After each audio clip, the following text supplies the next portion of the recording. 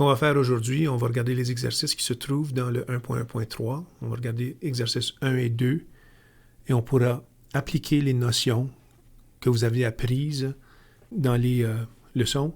Pour cette vidéo, on va identifier où se trouve un rectangle dans la grille par ses coordonnées, ainsi que trouver la largeur et la hauteur d'un rectangle.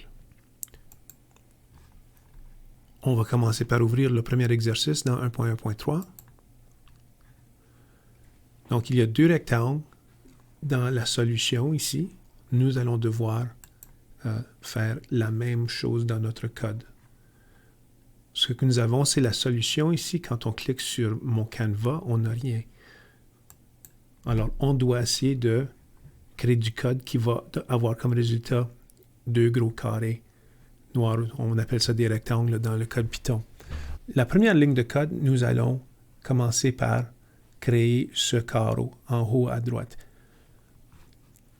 Comme on l'a appris, on doit commencer notre code avec R majuscule, ECT, pour faire un rectangle, ouvrir la parenthèse. On va avoir 4 données à l'intérieur de ces parenthèses-ci. Comme on a vu, les premières 2 données sont les coordonnées X et Y de ce carreau ici, plus précisément le coin en haut à gauche de ce carré. Alors, quand on va mettre la souris sur le côté en haut à gauche, il va y avoir les numéros 200 et 0 qui apparaissent. Ça, comme on le sait, c'est l'axe X qui va de 0 à 400. Alors, le premier numéro, c'est 200 qui est à mi-chemin entre 0 et 400. Alors, on sait que X ici, c'est 200. On va mettre ça dans notre code. 200, virgule. On n'a pas besoin de mettre un espace. Vous pouvez mettre un espace si vous voulez. Mais comme on le sait bien ici, ça va être le code pour l'axe Y, qui est la hauteur. Donc, on sait que ça va de 0 à 400. Je vais rapetisser ça ici un peu. 0 à 400, on peut voir que ce carré ici, le coin en haut à gauche, est à 0 sur l'axe Y. On va mettre 0 dans notre code. Les deux prochaines données vont être pour la largeur et la hauteur de ce rectangle. Donc, on va devoir trouver quelle est la largeur. Ça va être facile, juste comme dans le PowerPoint qu'on a vu. Il suffit de faire une soustraction du côté plus gros, avec le numéro plus gros, et soustraire le numéro plus petit. Donc, on va aller sur l'axe X ici. On va voir que le côté droit de ce carré est à 400. Le côté gauche est à 200. Donc, on va faire une soustraction. 400 moins 200, ça nous donne 200. Donc, la largeur de ce carré est 200. On met une virgule. On doit maintenant trouver la hauteur.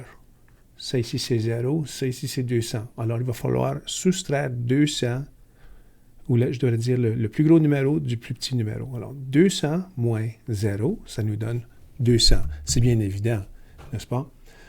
Alors, ça devrait être notre code pour le carré en haut à droite. On va faire la même chose pour le carré en bas à gauche. On va commencer par regarder nos coordonnées. C'est bien simple. On met en haut à gauche. Ça nous dit 0 et 200. C'est ça qu'on va mettre dans notre code ici. Oups, il faut bien sûr commencer avec RECT. On va mettre 0, 200. Là, il nous reste à trouver la largeur. On va aller 200 moins 0. Là, c'est ce 200 ici, là, le premier 200 parce qu'on fait la largeur. 200 moins le premier numéro ici, 0. Ça nous donne 200. On va mettre ça dans le code. Maintenant, trouvons la hauteur. On va aller au bas ici. On va regarder le deuxième numéro. Ça, c'est 400 moins le deuxième numéro, moins 200. Ça nous donne 200. Alors, ça devrait être la fin de notre programme ici. On va cliquer Run. On va voir ce que ça va nous donner. Ça va aller de la solution à mon canevas.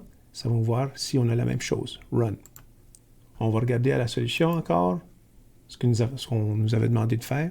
C'est bien ça. C'est très bien. Là, pour compléter cet exercice, il faut cliquer sur Check Code. Et c'est là où est-ce que ça va vérifier notre code et nous dire de passer à la prochaine étape ou le prochain exercice. Alors, on va dessiner 3 rectangles maintenant. l'exercice 2. On va devoir faire des formes qui sont un petit peu plus complexes que la dernière fois. On va commencer à faire le codage. On va commencer par faire notre premier rectangle. Alors, la première chose qu'on fait, bien sûr, on met notre rect et on ouvre la parenthèse. Prochaine chose, on va trouver notre axe X et Y en allant en haut à gauche du rectangle. 100 et 0. C'est ça qu'on a besoin de mettre dans notre code. 100, 0. Trouvons la largeur de ce rectangle. On va aller à la droite. On va regarder le premier numéro. On a 400. Puis ensuite, on va aller à gauche. On va voir 100. Alors, on doit faire 400 moins 100. Ça va nous donner 300.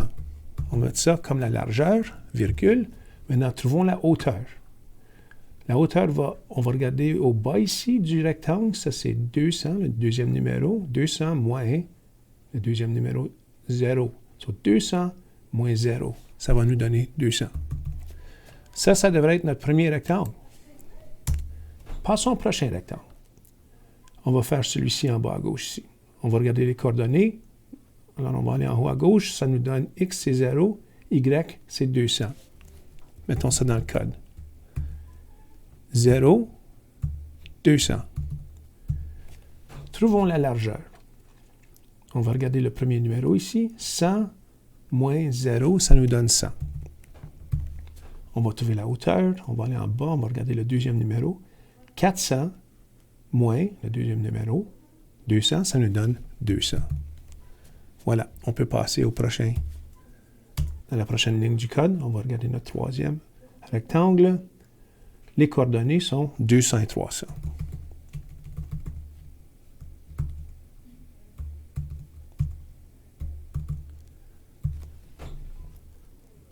400 moins 200, ça nous donne 200. 400 moins 300, ça nous donne 100. Ça devrait être tout pour notre code. On va peser Run. Ça va faire apparaître notre canevas. Et wow, ça se compare pas mal. J'ai l'impression qu'on va avoir du succès. On va peser Check Code. Et en effet, c'est la bonne solution. Alors, c'est tout pour cette vidéo. Si vous avez des questions, s'il vous plaît, posez-les moi directement dans le cours.